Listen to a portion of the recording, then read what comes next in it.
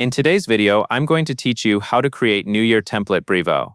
To begin, make sure you are logged into your Brevo account and you are on the main dashboard. We are going to create a fresh email template that you can reuse for New Year promotions, announcements, or greetings, depending on your campaign goals. First, look to the left sidebar and click Marketing Campaigns.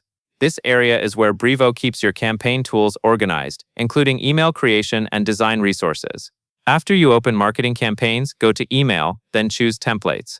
The Templates section is especially useful when you want consistent branding, faster creation time, and a layout you can reuse without redesigning from scratch. Next, click Create a new template, and when you are prompted, choose the Email Template option.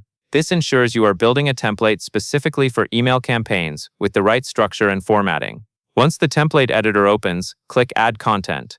This is where you will choose the design foundation for your template, including pre-made seasonal layouts. Now, use the search bar and type New Year.